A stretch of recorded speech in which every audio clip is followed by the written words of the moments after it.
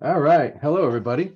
Welcome to another Studio Bridge presentation, I guess number 87. And I'm really fortunate that I have Mr. Sterling Hundley here with me today. Two things. We're going to talk about two of my favorite subject matters. Number one, Sterling, one of my favorite people on the planet. So thank you for doing this with me, Sterling. I appreciate it. And you as well, John. Thank you. And I don't think there's too many people that know as much about Sketchbook or process or developing concept through ideation as this guy. So Sterling, thank you for doing this with me. As a reminder, this is a VAP product. It's something we do for free. If you can help us out and give us a like, we would really appreciate it. And first thing I wanted to do is just share, if you don't know Sterling's work, and I know many of us, if you in our audience do, but you should spend some time looking because it's absolutely amazing. I'm kind of in awe every time I go through and put a body of Sterling's work together, that how much ground he has covered, and just the voice that exists, that I know that, I happened to be around when he was developing that voice, and I know the effort that went into that and where he's been able to take it has just been absolutely amazing. Sterling, you can talk about any of these pieces if you want, or you can just watch them go by. Well, it's interesting, we don't look in the rear view very much as artists. I think when you do, you start getting a little weighed down by it, but we're always so forward thinking that, you kind of do something, you're on to the next thing. So it's always an interesting thing to see, a monograph or a collection of your work. So yeah, I'm happy to talk about these. I think that the thing, if you want to keep rolling, John, that I'll mention with this is, all this came from a deep-rooted desire. I mean, I can't even tell you where this comes from, but the need to be yourself. And ironically enough, the need to be yourself runs through a lot of other people, right? So you get influenced, you get inspired, you are shown what's possible through the things that people make, but then you have to pick and choose. And it's an aggregate of your thoughts, your ideas, your emotions, your experiences, certainly your influences. But at some point you have to say, I have an inquiry, and I'm going to explore this through the things that I make. All this body of work is just an inquiry, and sometimes they work, sometimes they don't. But this particular series of images you showed, Bojangles and Johnny Cash, this was the most personal it ever got for me. Ironically, working on this project, where I met the deadline and turned in a piece that was subpar. I got it in early, and I was like, what else can I do? I love Johnny Cash. I want to spend some time with it. And having enough time with materials and different ways of using them, I saw some packaging tape on the ground. I saw the same value and color as the cardboard. And so I wonder if I can piece together this idea of time, almost a cubist mentality of Johnny Cash at three different stages in his life, younger, middle-aged, older Johnny Cash, and see what the aggregate is of all those things. So that's a lot of things coming together at once, and it worked out. This particular technique, I think, is the one thing that I get to claim in my career that I invented, I created, and I'm proud of it. But it also is the most fluid and natural thing. So it's a marriage of a lot of different things at once. Well, this would be a good time for me to bring this up. Sterling's not out in his backyard. Right before he started this, and he turned his camera on, he kept looking over his shoulder. He said, tell me if a bear comes up behind me. Sterling is off on an adventure right now. Maybe you could aim your camera, show me what you show the audience what you showed me a minute ago. Before Sure. Okay, this is where I am. So this is Breaks Interstate Park on the border of Kentucky and Virginia. And I'm actually out here with my family. We're on a camping adventure. And yeah, I just got back from Montana, and I get back and I'm heading out to the Green Bank Observatory by myself. My family's not going on that one in West Virginia. Gosh, then we're going to a lake near us, and then the beach. And it's a summer of travel and some light adventure and some medium adventure. I don't do any heavy adventure like some of my friends, but yeah, this is I'm looking out over Kentucky and I'm in Virginia, and yeah, it's just a nice place to be. Yeah, well, I think it's great that number one, we can do that. Number one, we can do it when I called you in the middle of the week last week, having this idea of, hey, I want to talk about Sketchbook. And you told me where you were. And I was like, well, and you told me you thought you could do it from there. And I thought, well, that's fantastic. Yeah. That's technology at its best. And it's Yeah. technology, allowing us to be in nature, actually, and Well, John, continue our experiences.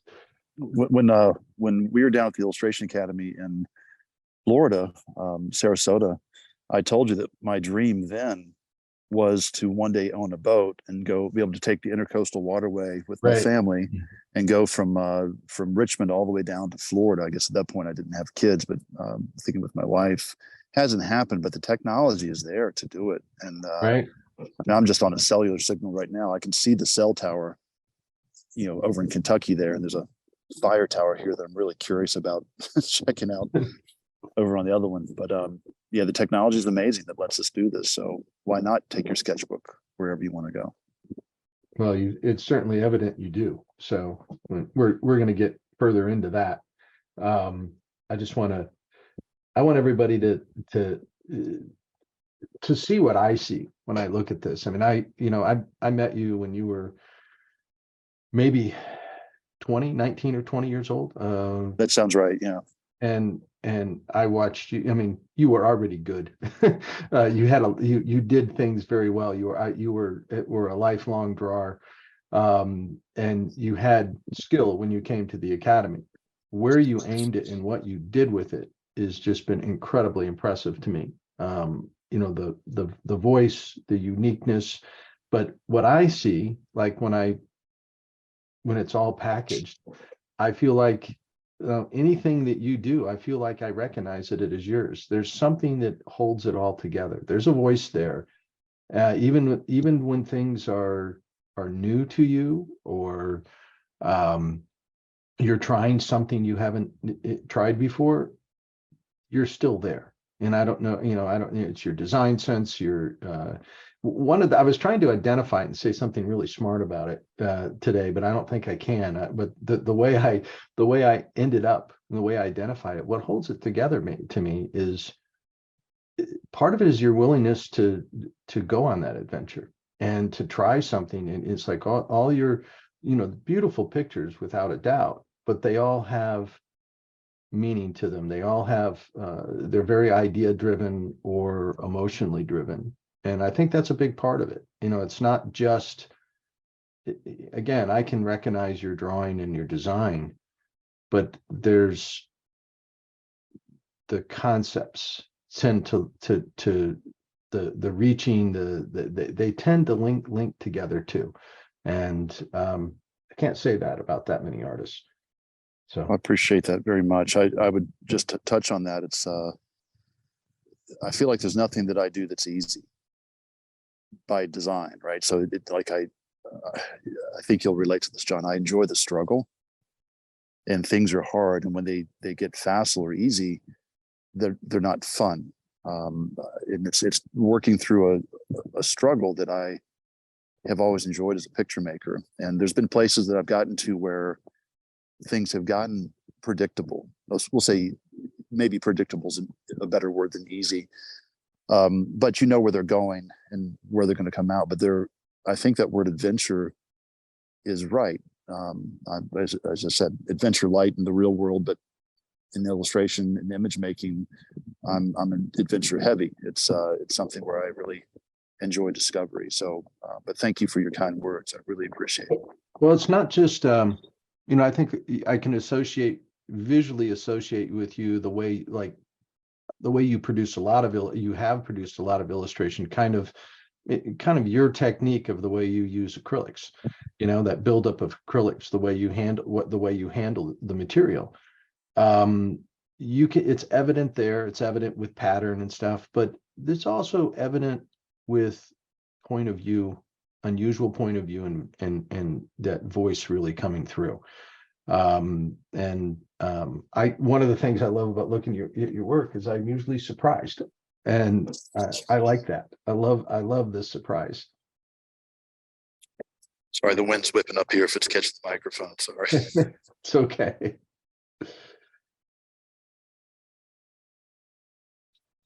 The images, John, they usually surprise me too. I guess we're saying the same thing. They it's like, where the hell did that come from? Well, I think part of the way you work is you leave that door open for that to happen.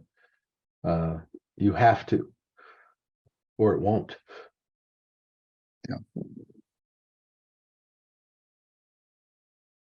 So you're going to get into some sketches for my sketchbook later. Just to touch on this piece, I know it does feel like a hard left turn, and it was. I would be remiss if I didn't say that text that's in the top right quadrant up there was something that I saw your dad do one of the last times I saw him. So that was influenced by your dad. But this work, this particular piece, is me documenting the familiar. So this is my wife and my kids over multiple sittings. They're sitting there watching TV, and I'm observing them. And I just decided to, a la the photographer Ouija, turn the camera on the people who were the observers. And the other thing that's going on here is these canvases, not this one in particular, but the one that was a study for this, I decided to start hiding these behind the TV cabinet and under the sofa. And they became a way of taking time and trying to document the influence of time on those things that were familiar to me, and taking advantage of the limitations of time that I had. I've got 5 minutes, I've got 20 minutes, I've got an hour, and I could pull out these canvases and do a little bit of a drawing, some layering into it, and hide it, and then pick up another canvas. So I think that recognizing that your limitations are strengths and they are ways of funneling your process became really important, especially in personal pieces. So just to mention that this observational sketchbooks that you'll see at the end directly influenced this painting series and process. That's where I was trying to go with it. Well, yeah. Once they see the sketchbook, they'll get it. It's very good. Horsefly, my finger. He didn't make it. That was wise, friend. I'm paying close attention for the bears. I appreciate that. I'm watching. Unless they're only they come in really hard from the right hand side, you're in trouble because I can't see over your right shoulder. And I have nowhere to go. So, but they're definitely not coming up the cliff. So well, this is another. I hope I don't have you have your like lunch lane beside you. There's no food here. I'm the only meat around. So, so this series was I spent some time as an artist in residence at the hospital connected to the university where I teach, and I was working in the cardiothoracic and burn center operating rooms with my sketchbook. So if it sounds a little crazy, it was a little bit crazy. It was amazing. But I started working on a series of paintings from that, and they're hard drawings to share and to look at. They're hard paintings to do the same. But this is one of those from the series, and there's a lot more work that still has to be done from that time.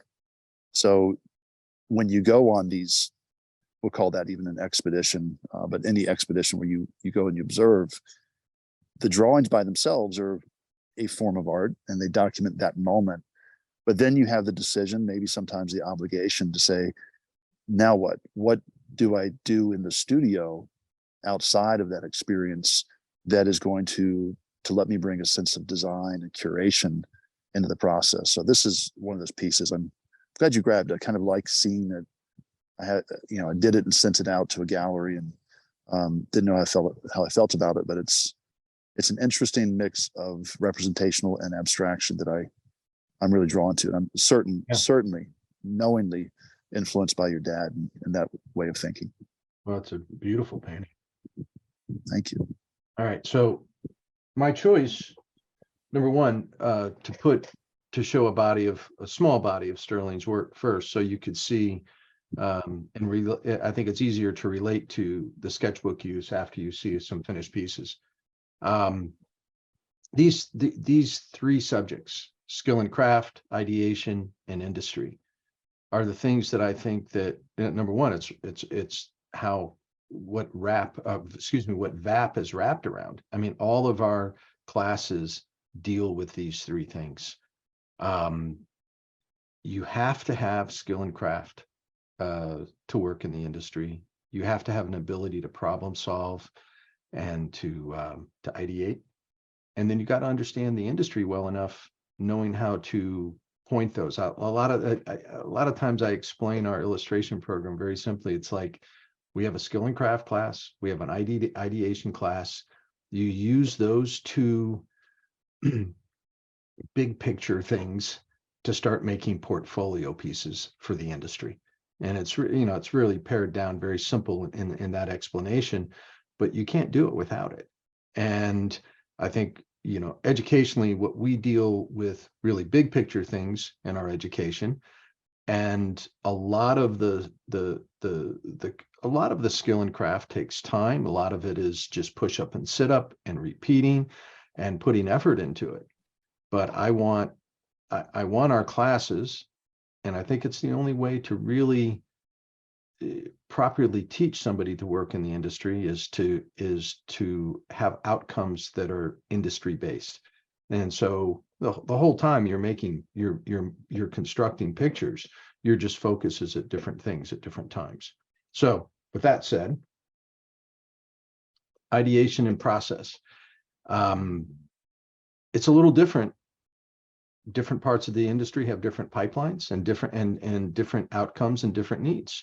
So the illustration, doing process for illustration can be very different than for the concept art world, or as in the fine art world in painting. The differences in illustration and concept art and different from painting. In painting, you're doing the process for yourself. You're never showing any process unless somebody's interested in seeing. You're never showing a process to a potential client or a gallery or gallerist. That's for you, and that's for you to produce. And there's a reason you still use it. We'll talk about that more. But in the illustration and concept side, like this process, which is the process that the Illustration Academy was kind of founded on, I like to refer to it as the act of making a picture with an art director. It is what you do to communicate. Now there's part of it you do for yourself to get to a point where you can communicate, and the ideation side. And but this is the working process. As an illustrator, you're going to have to show and get approval of thumbnails. Sometimes you go from thumbnail. I mean, if you're doing an op-ed page for the New York Times, you're probably doing a thumbnail and a finished piece. Things can move very quickly. There's other parts of the industry that you're going to have to squeeze a color study in there. There's going to be more steps to it. But this is basically it. And I've organized the skill sets of what we teach based on the steps of the process. So Sterling, you were around when I was putting this together, really. And what has this meant to you?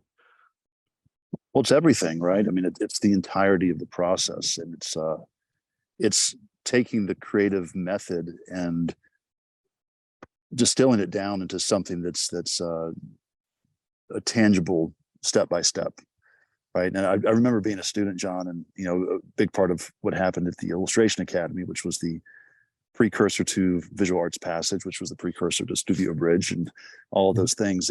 It was getting in front of the right people and watching them make things like, oh, this is a step, it's a process, it's a methodology. And I'm sure you remember the old step-by-step magazine. I used to religiously pour through those things. Like, here's step one and here's step two. And certainly in the beginning, before you break the rules, you want to know them. And this is the most concise collection of a creative process that I've ever seen or I've ever learned. So think of it this way, not you, John, but everybody who's listening. If we had to apply metrics to creativity, if these 5 steps totaled up to 100% of the creative process, the moment that you take out one step, you've lost 20%, right? It's 20% efficiency, 20% less likely to be successful in making an image. So you take out 2 steps, you're down to 60%, right? So if you think about it, and every one of the instructors at the VAP and the folks that we work with, this is their process, whether somebody's there or not, right? Now, your dad would take out maybe the reference stage at some point or flip things around. That is something that comes in time, but learn it first, walk through it, and own the process, and then you can manipulate it how you want. But it's immensely influential in what I do. Yeah, and all the working artists I know have a process.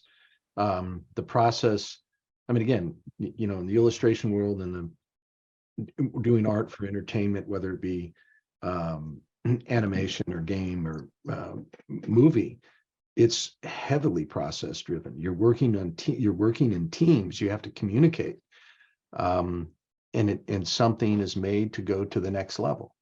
Illustrator, you do it all yourself. I always compare like visual development artists to like book illustrators. Book illustrators, the big difference is the book illustrators have to do all the finish work themselves. They still have to word, they have to design, they have to tell the story, everything else.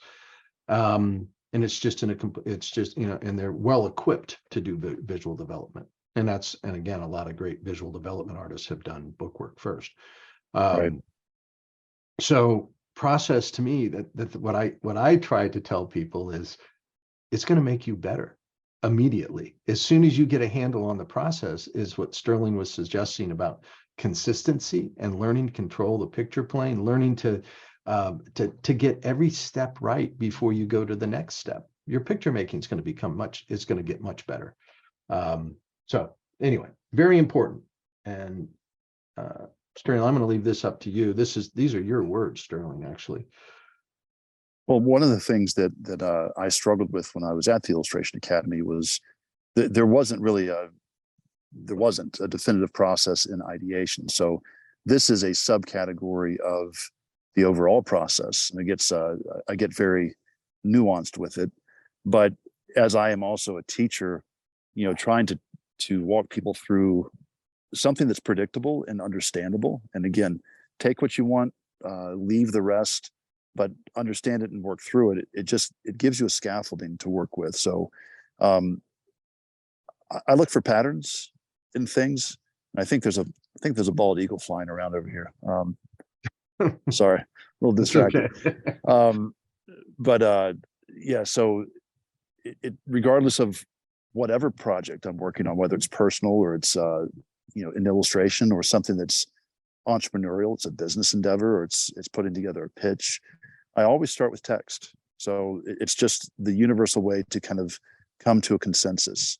Well, wouldn't you say, isn't it fair to say, Sterling, that everything in our industry, either on the concept side or the illustration side, starts with text?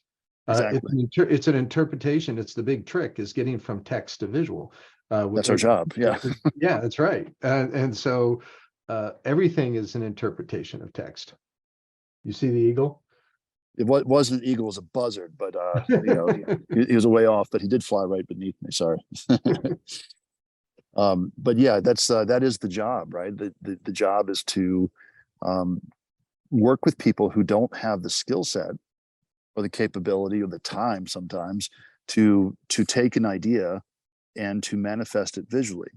And that's our job, is to start to take those words and to give it a package and a form that other people can arrive at. I like to think of it as arriving at a hard yes or a hard no. It's like, oh, that looks right, that feels right, or that's wrong, let's fix this. It's still so subjective when it's in words. The moment we start to put it into pictures, it becomes more concrete. So John, you're spot on. As you know, that is our job. It's like, let's take words and make pictures out of it. Yeah. Well, So yeah, we can move on, or I just, this step-by-step is here for anyone who wants to walk through it, but it's pretty self-explanatory. I don't need to really, it's pretty detailed in the description, but give it a shot.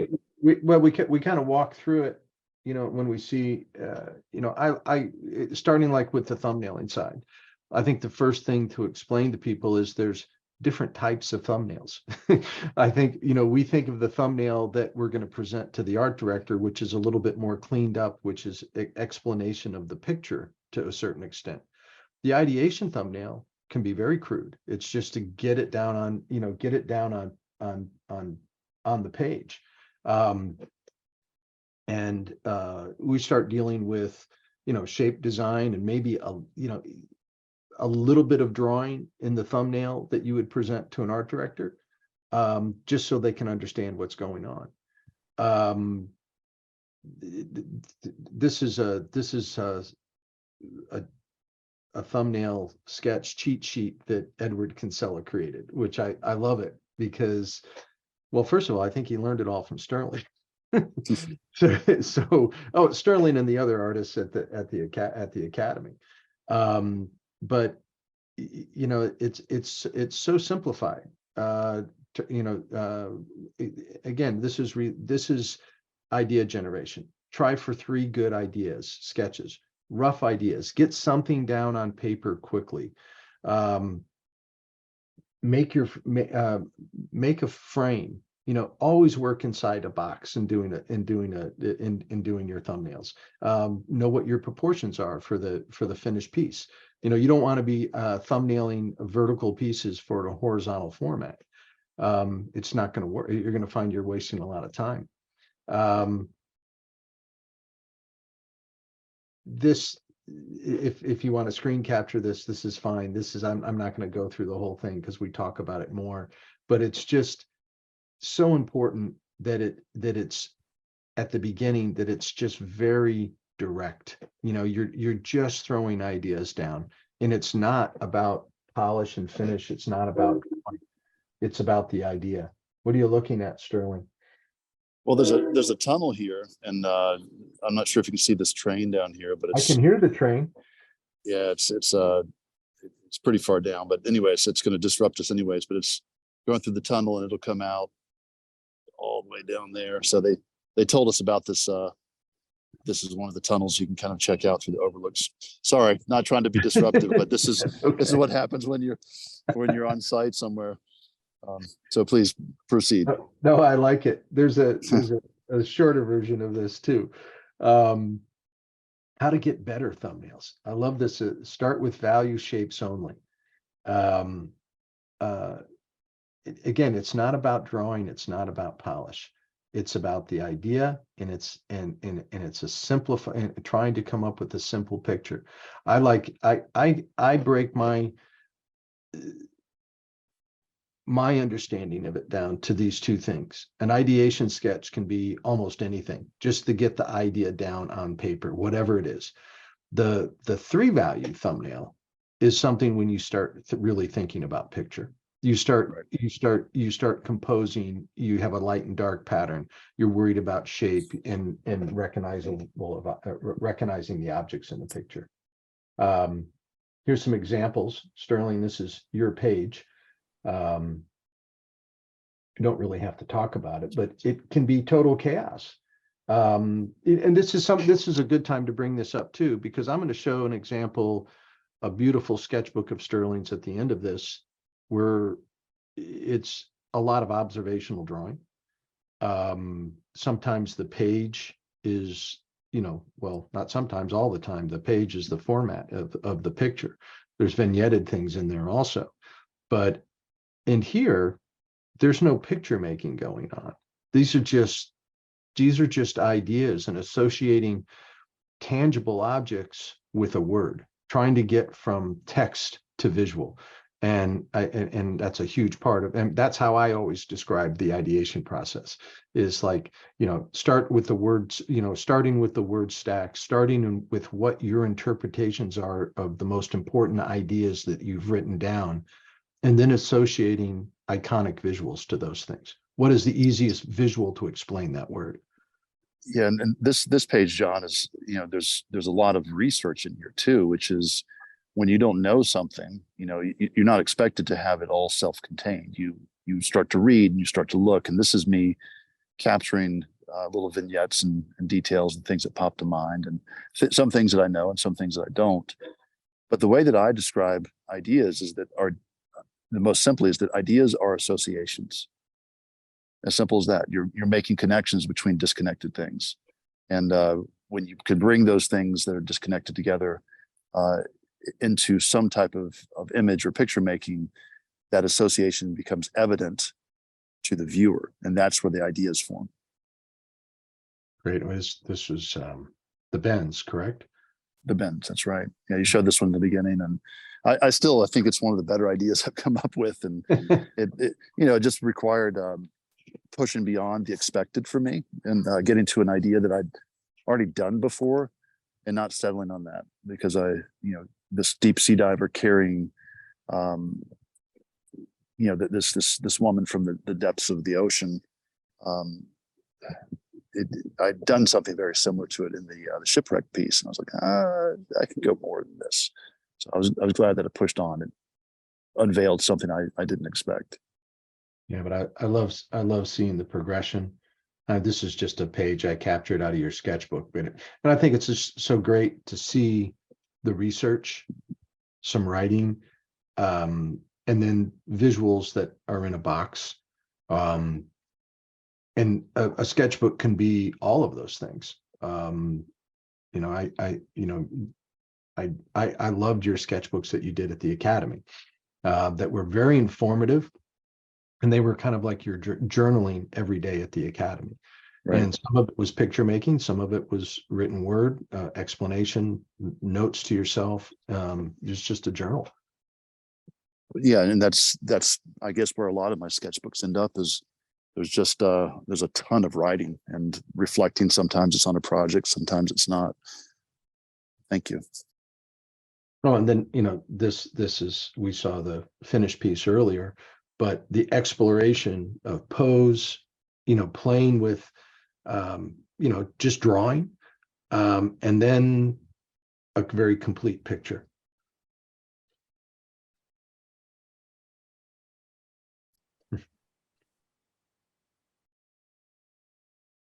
And I love history, getting into those Blackbeard pieces. There's a history directly connected to Virginia, and getting to go to the beach where Blackbeard used to go back and forth and terrorize everybody that's just great. So living research is a huge part of what I enjoy doing, which is going to a site and finding details and everything else. So it's fun stuff. Go ahead, John. Sorry. Oh yeah, very, very similar to what I do with my landscape work. I like experiencing the space, being in that place. It's very important to me.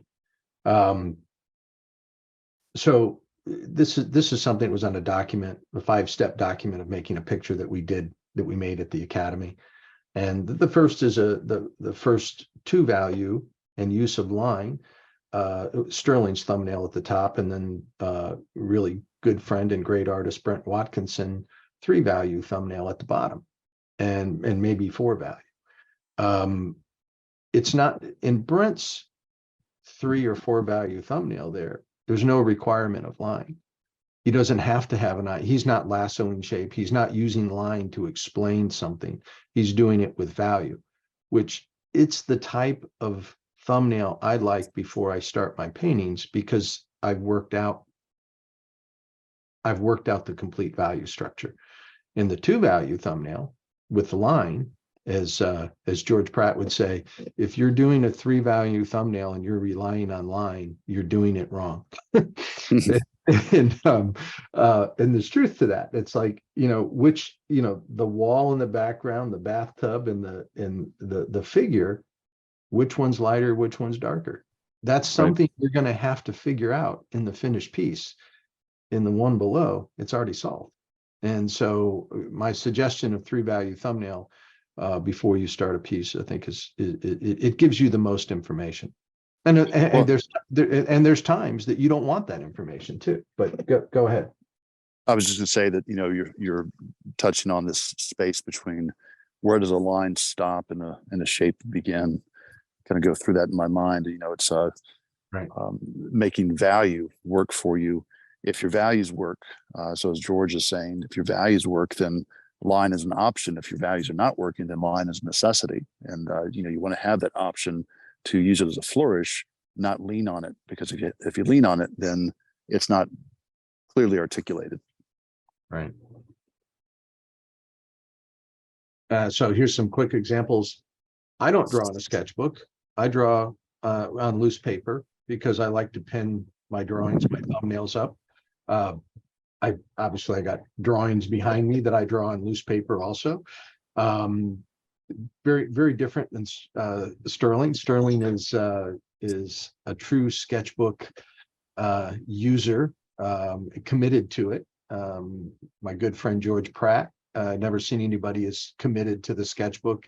Him, and he learned it from Baron Story, from one of his instructors. And they've taken sketchbook. I mean, their sketchbooks are all beautiful. They're like an art form. I love looking at their sketchbooks. I love looking at Chris Payne's sketchbooks. I was around a group of artists that I never saw carry a sketchbook. I never saw Bernie Fuchs carry a sketchbook, or Bob Heindel, or my father. They always drew in loose paper because it was part of their working process of pinning things to the board, or whatever they were, getting from their sketches to finished piece. And so it became a habit of mine. One of the things, I am an observational painter, but I like to distort and change what I see. So here's like an example of a process that is it's influenced by a piece of photography. This is something I shot. You've seen, I did a demo wrapped around this, but I shot this out of my car with my iPhone. And I was amazed at how much information, this was like an iPhone 10 at the time. I was amazed at how much information was in it. My first step of the process is to turn everything to black and white, take it into Photoshop, and start moving things around. I changed the horizon line. I took out a bunch of trees in the background, and I'm starting to draw, but drawing digitally. And then I go back. The last things I do are my drawings before I go to the finish. But it's an interpretation. It's like seeing, there's something this was said to me. I was questioned one day by the artist Fred Ottness, actually. Why are you taking that picture? He saw me walk out. I was actually in Richmond, and I took a picture of this beautiful tree that was in full bloom. And I was taking pictures of it. And he goes, "What are you going to do with that?" He goes, "You're just going to paint that as it is?" And I was like, I almost felt like I was almost insulted. Like I didn't know how to answer it. Then I started thinking, and I did come up with a good answer. And I was like, "No, Fred, I'm just going to glue it down and paint on top of it like you would." Nice. He just kind of looked at me and said, "Touche." Yeah. But what he was getting at, which was something that really made me think, it's like, why did I want to take that picture? And I remember this was up in Telluride, Colorado, seeing these trees, and I wasn't as interested in the mountains behind it or anything. I just loved the way the sun was hitting the trees and this collection of shapes that the trees made. And it's a great thing to start asking yourself, is like, what interests you about what you're looking at? Why do you want to take a picture of something? And it's become a big part of my process. So, I go from there. This was a demonstration I did. I showed the photograph, I did the thumbnails, and I did the little finished demonstration painting at the Academy. I wanted to show start to finish. That's a And demo right there. that's a demo, yeah. That pisses me off, John. Well, That's really good. I, as anything like my any of my drawings behind me, I always cheat and work on them later. That helps too. But this is pretty much what the demo was at the end. But seeing it in really simple form and being able to get what I wanted to out of the picture, making my own picture of it. That's one way of handling it. Here's another artist process. This is my father. He eliminated photography and reference most of the last 15 years he was working. And he worked from memory all the time. And so he would do on this left-hand side on his little clipboard here, he was doing these drawings and it was so direct. You do the thumbnail, and from the thumbnail, he did the painting. The first time that Bill Sienkiewicz watched my father work, he said the most interesting thing to me. He was standing behind him and he was watching my dad. He was doing a painting that was about, he was in his 80s at the time, so it wasn't a very big painting. It was probably 24 inches tall. And he was gluing stuff down. And the whole time he's looking at his little thumbnail that he had pinned up next to him on the board that he was working. And Bill turned to me, he goes, if you didn't know any better, you would think he was rendering a piece of photography, because he was getting all the information that he already solved the problem at 2 inches tall, and he was transferring it to his finished piece. And I thought that was such an interesting observation, that how true he stayed to his thumbnail. Never thought about that. What a great observation it is. Yeah, Bill said something else that was really great. When he got home, he called me, and he's back in LA, and he said, John, he goes, I just have to tell you this. He said, I had a great time. He goes, I just want to show you something. And he live streamed his phone, and he had the process document taped to his drawing board. He said, it really making me think. Yeah, that's great. I thought that was great. pretty fun. He goes, it's making me really think about things. It was really nice of him to do that. Yeah. But this is just this is just my father drawing, and it's loose on his clipboard. And he did thousands of these things. And these are just abstractions at this point. He used to always joke and say, of like, I can do an abstraction, and if I put a horizon line in it, it becomes a landscape. And that's really a good description of what his paintings were. But his paintings look like this, some of his large scale landscapes, and he never looked at anything. It was all things that he remembered seeing, and just a design problem. And it's very direct: thumbnail, finished piece. Never did color studies. And I'm the same way. I have one on my board right now. I shouldn't say that, but I do them every once in a while. But I don't like doing color, because I like experiencing color when I'm doing the finish. I want to save that I don't want to feel like I'm doing the painting twice. I'm the same way, John. I've never done, shouldn't say never. I've done few color studies, so that's one of the things Yeah. I know this is probably a little distracting as I'm walking around, but my bottom and my arms are getting tired, so I'm just trying to find a place to prop up the camera, so I don't have to move. Okay. Sorry. Well, I'll go to the next thing. In our program, we also teach character design. And so I went and swiped some images of one of John Neumeister's demos for his class, showing them how to do thumbnail iterations. And, it can look very differently, starting with just flat silhouette, real basic silhouette. This was the whole video was 20 minutes and 50 seconds long, his demonstration. And in that time, he asked his students, showed them exactly what he wanted to do, but showing them how the thumbnailing process worked for character design, and how it worked in how he pursued it. And so in this time period, he did, I think he did 9 little thumbnails, and then he took the 3 best, pulled 3 that he liked the best, and he did value variations to them. Then he would go to line after that and get very precise with all the shapes. But this is, his capability of doing this in 20 minutes was pretty amazing. But exactly the thumbnailing process of what he does now at Blizzard all the time. He was at High Res Studio when he did this. I didn't know he was at Blizzard now. That's awesome. Yeah, he's been there for about a year. And then here's a little character design. As I mentioned, and actually much better that you talk about this than me, Sterling. What was this for, and what is it?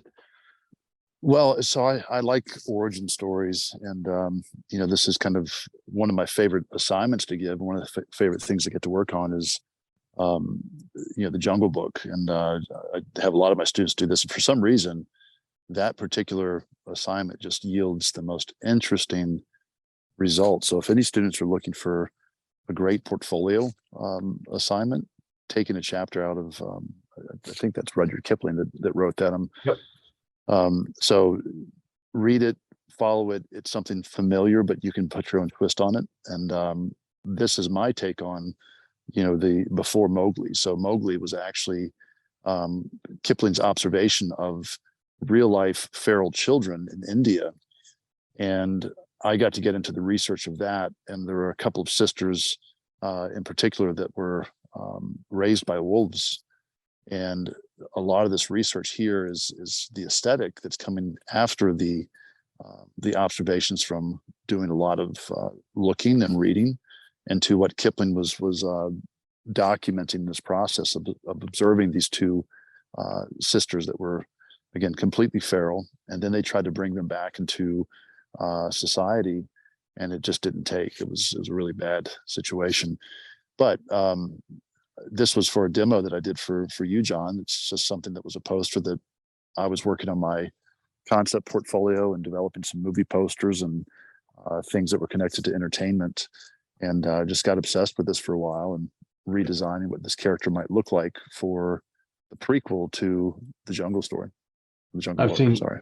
I've seen some amazing outcomes from that assignment in your class. And I love the fact of, what you're talking about. Again, if you're doing character for the, in the gaming industry, it's a world building brief or a character sheet that you're going to be interpreting, and your character is going to have to relate and make sense to the story, to where they live, the environment, what's happened to them. And so there's reason for everything. And I love that, it's such a great thing to go back to something known and be able to reinterpret it. Ashley Lovett's just starting to teach with us, and she just did an amazing Little Mermaid book. But her interpretation of Little Mermaid is unbelievable. I just had a student that's picking who chose The Wizard of Oz, and it's something really recognizable and some with great visuals, but putting his twist to it. It's really interesting. Well, it's a point of connection for people to see something and you don't have to explain it, right? It's just like, oh, right. That's a novel take on something that's been done a million times before. This artist can do something where they take something that's expected and make it unexpected. And there's a huge value to that for us as illustrators. Well, it's from the art director's point of view, right. I always try to break things down. Judging a Society of Illustrators show or American Illustration, whatever it is, I've been fortunate to have judged some pretty great shows, but you're always looking for what was this made for, and how is it functioning as an illustration? What does this image convey? Before you can judge the illustration itself. Could be a beautiful picture, but may not message very well.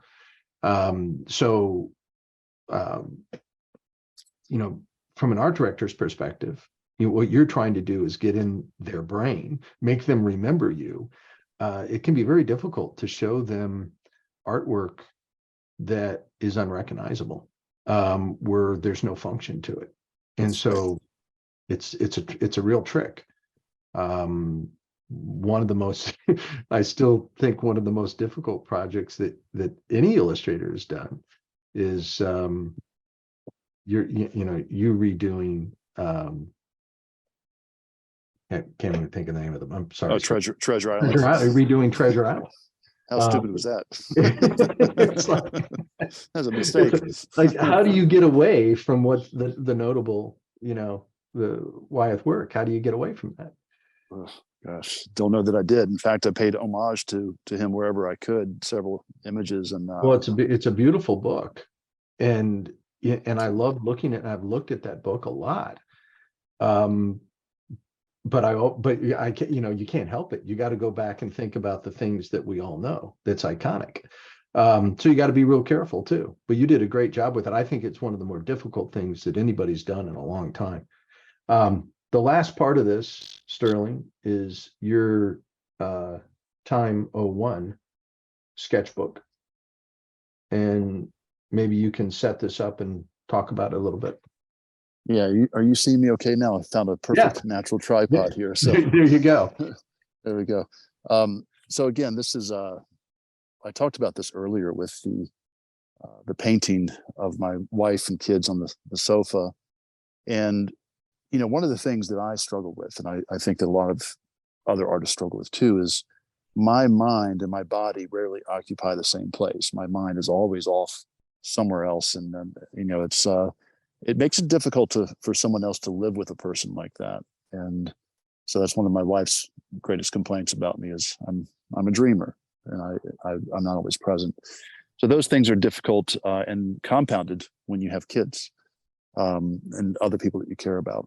So through this process, I decided that the subject matter would become my family, my daily observations, my daily life, because when I draw, I become present. That's the one thing that I know, one of a few things that I know that I can do that brings my mind and my body back together. So if my family becomes the subject, sorry, let me back up. The time is actually the subject. My family is the mechanism to document and capture the influence of time on them. Then I'm present, I'm drawing, I'm with them. I'm physically with them, I'm mentally with them. And yeah, I just think that getting to a place where I was honoring the familiar, the things that we look past every day, and seeing the value in that was immensely powerful for me in this sketchbook. Now, this is not an ideation sketchbook like we've been talking about. This is not for illustration. This is observation, where I want the drawings to be finished drawings. These things are, in my estimation, a work of art on their own. They also serve as studies for paintings that followed for a show that I had. But yeah, I mean, you're going to see different moments of my kids and my dog, who's since my dog has since passed, and I look back at these things and have fond memories. But these are multiple sittings, so they might be 3 sittings, 4 sittings, 5 sittings over the course of a couple of days or several months, in some instances several years, where things have gotten revisited over time. So yeah, kids when they were very young in the bathtub, having some downtime while they're playing. Every moment that I have, instead of picking up my phone, instead of doing something else that's distracting, I chose to pick up my pencil, my sketchbook. Time really well spent. And I love the attention that you gave this still life, very complete picture. Some of the other things are, less informed. This is much more of a very complete picture. I like the variety of things that are in this book. I have as I was telling Sterling before we started, I have a copy of this book. I think I got it because of a Kickstarter that you were doing. I'm not sure. That sounds right. But it showed up showed up at my house one day, and it sits on an end table right next to my couch. And I kind of laugh. Sterling and I were kind of giggling before we started that our families kind of come together that way, because it's where my wife will sit down and start watching a movie, and I'll have my laptop and be doing the things I'm supposed to be, focusing on to get ready for school or whatever.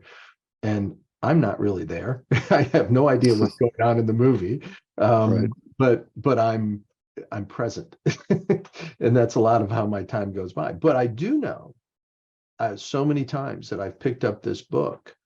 I know Jonah and Cooper and Abby, your pets, and two of them. I don't know if Abby's still around, but Yeah, all three are gone at all this three are point. So gone. that's, yeah.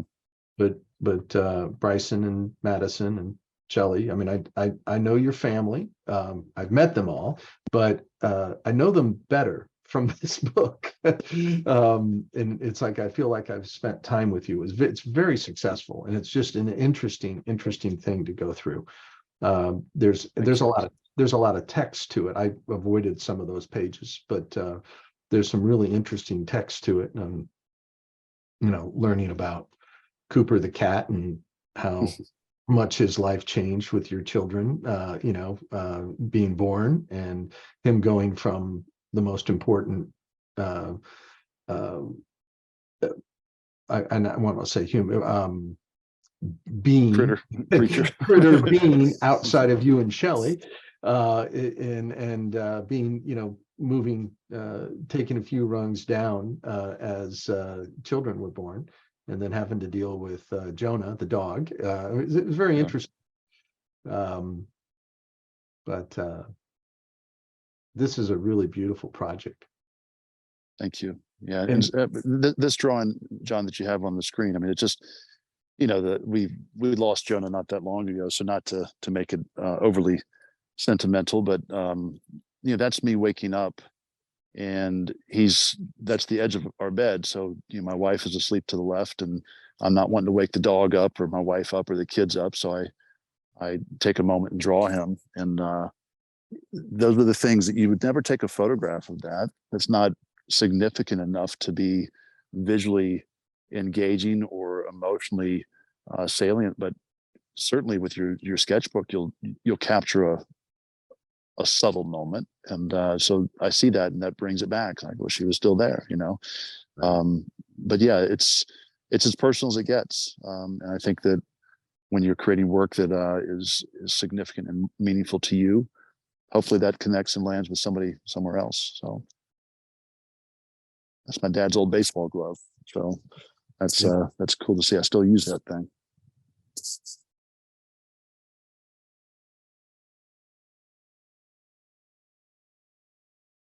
I'm guessing this is baseball practice. Yeah, one was baseball, one was softball, but I know all those kids, and that's now 6 years removed, believe it or not. I think that was 2017, but I love the drawing of these things. I mean, it's like the thing you walk away from this sketchbook is, man, Sterling can really draw. Thank you. There's, I think I have it in here, the one where you're inside the stadium. Oh, right. That thing just floors me. That's just unbelievable. I think it's coming up right here. I love that. Thank you. Oh man, that was a great time. I mean, it comes back, and just sitting around people, and I'm the oddball out who's watching and sketching, but I don't care. It's one of those things that it makes me fully immersed and fully there. But I remember that day. I remember it so well. And if you showed me a photograph of the stadium from the same day, I'd have probably no memory of it at all. Right. So, well, I mean, to do that, you really engage in what you're looking at to make that drawing. I mean, it's the information you partake from it is just, you don't forget it. Right. And that was at the Illustration Academy. That's Vanessa Del Rey doing a demo, and everyone kind of gathered around her. That's my daughter's favorite stuffed animal. So she's 13 now, and that's his name is London, because I found that at the Natural History Museum in London. And so just all these things, very very specific memories, and you learn things so well by taking the time to observe them. Right. Well, again, and this is why I wanted to show this sketchbook in pretty complete form. I'm only showing about a third of the imagery, but the difference between a functional, like when you're doing sketches for an assignment, when you're problem solving, I think it's really just, I'll keep pointing out, this is observation. This is life around you and drawing what you see. I mean, there's picture making, going on inside in some of the pages where you're, thinking about framing or what you're drawing, whatever. But it's very different than the process than like ideation process and in a 3-value thumbnail process where you're thinking about really constructive picture making. Beautiful drawings, though.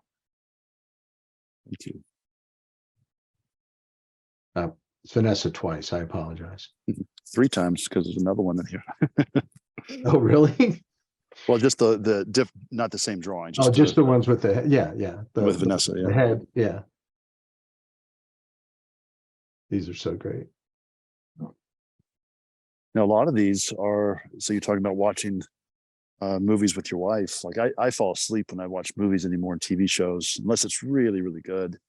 So some of this is, you'll see some of these I call them compression drawings, because they're me watching a TV series, Lord of the Rings, or gosh, what have we watched lately? Doesn't matter, but you'll see a lot of these are from multiple episodes, and I can just keep drawing. We're not pausing. I'm just capturing moments, and even some of the digital illustrations you showed in the beginning were Photoshop collage from these drawings to build up, a couple different digital paintings. So they have a function and a use.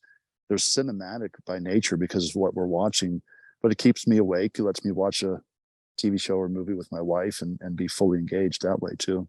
And the other part that entertains me so much is that I was in the room with him when he did some of these drawings. I wasn't here, but he was on his way to see me. Yeah, this one in particular. Yeah. Yeah. And there's Vanessa again.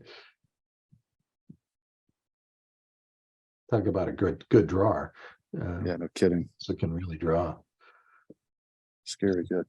Great comic artist, illustrator in general. And that was sitting probably in a spot that's similar to this, not quite as high up, in Richmond, top of Manchester Wall, and just trying to capture as many details as I could.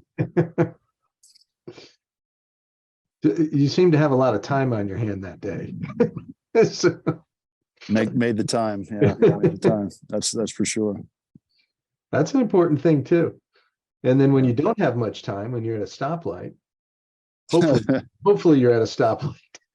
many stoplights. That was many stoplights over several days. So that's Jonah in the back, correct? Yeah, Jonah in the rear view. Yeah, there you go. Yeah. That is so awesome. Thank you. I got a kick out of your instructor in school, Robert McGank, talking about drawing, getting an idea and drawing at stoplights. I guarantee that this was influenced by that. I mean, but when you have your sketchbook on you all the time, and you really get attuned to wanting to draw and into the habit of drawing, you start doing it all the time and look for the moments to capture little things. Yeah, a very close friendship with George Pratt and spent a lot of time around George.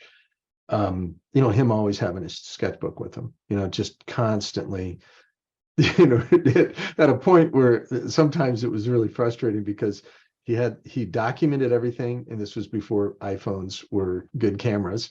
And so he'd have a big camera around his neck. He would have like a working art supply store in his pocket where he had 12 pens in his pockets, pencils and pens, and then his sketchbook, and then his backpack with his computer in it. He went nowhere without any of it. Right. And so to move George from one place to the other was always a battle. But it was him. That's what makes him so good at what he does. Yeah, he's always so committed to it. And this is pure commitment too, Sterling. It really is.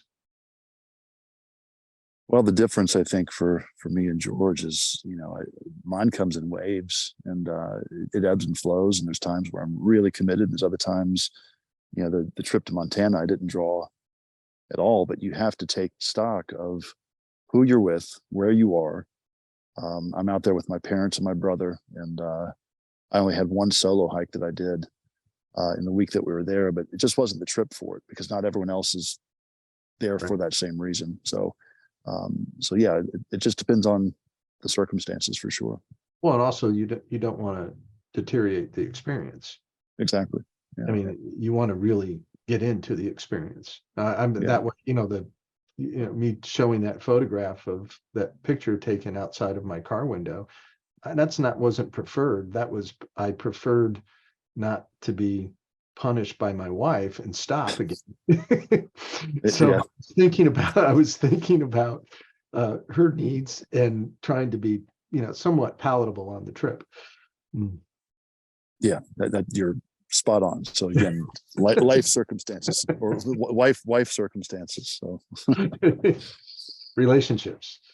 there we go. So this is one of those drawings from a TV show. It might be The Walking Dead, or The Walking Dead. I can see the bottom left corner there. Right. So multiple, episodes, kind of binge watching. And this was The Lost City of Oz, if you've seen that movie. And so that was watching the movie, and then once it was done, continuing to draw and bring value back into it. So that drawing took a few hours, at least, probably 4 hours. Great. Sometimes you just get into them, and that is Game of Thrones. Yeah.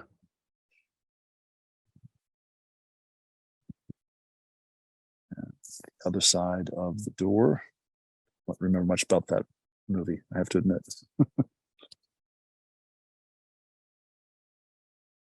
And there's that guy. That's that guy. Yeah. There's Sterling in front of the mirror. So I'm going to leave it at this and ask you, is there anything you want to talk about, you want to promote, or? The only thing that I think that might be helpful as a follow-up to this is I did launch a blog over on Substack called Think Louder. So it's thinklouder.substack.com. I love Substack, by the way. If anyone's looking for a way to get their words and pictures out there, it's just a really cool tool. And Think Louder is the working title of the book that I'm writing on ideation, creativity, personal voice, and the bridge between creative vision and things that are non-creative industries. So science, health, medicine. So a lot of things going on there, but there is a post that I think will complement this rather well that I have not launched, but I will have that up before this trip ends, that describes all the different functions of sketchbooks that I know, the different ways to use them, from observational to ideation to a catch-all to collage and description. So I will link to this video through that, and we'll try to share that link out as well. But check out Think Louder. I'm putting all my effort into that right now, and loving doing it. So appreciate you asking, John. Well, I'm going to kind of wrap this up with this, and that is, first of all, thank you so much for doing this. And you see my reasoning of wanting to talk about sketchbook and process, why I reached out to Sterling. And again, I'm glad because of technologies that we could make it work today. I think it's very interesting that, you're in the wilderness. I'm sitting in my studio, and we were still able to connect. And how fantastic is that? Pretty cool, man. Sorry if it was a bit distracting, but that's No, kind of how not life distracting goes. at all. I think it just made it better. So thank you very much for doing so. My pleasure. Last thing I'm going to say is we're still enrolling this week. If you have interest, we have classes that all of this information is embedded in, and our focus is to help you, to give you a path to get to an outcome, which is a professional portfolio in the industry. And we've done a really good job with it. Sterling's been a huge part of it. Thank you. Hey, John, can I say one thing to that? Sure. I wouldn't have a career if it weren't for John and if it weren't for the Illustration Academy. Now, the Illustration Academy is was the starting of Visual Arts Passage, the precursor to it, and certainly Studio Bridge is an extension of that. But getting to teach at the Visual Arts Passage and the Illustration Academy when that was in that form was the pinnacle of my dreams as an artist, and to achieve that level of connection was huge. So if anybody's serious about their art career, I pour everything I can into my class. I know that the other instructors do the same, and is the quickest bridge between your dreams, your ambitions to working professionally. So, John, thank you for the opportunity to talk today and to continue to teach. It's important work. Okay. Thank you very much, Sterling. I really appreciate you saying that. Everybody, we'll see you soon. Sterling, be careful. That'll be good. Watch out for the bears. And And the snakes. Thanks, John. Watch out for the snakes too. Snakes too. Yeah. All right. Take care, man. See you.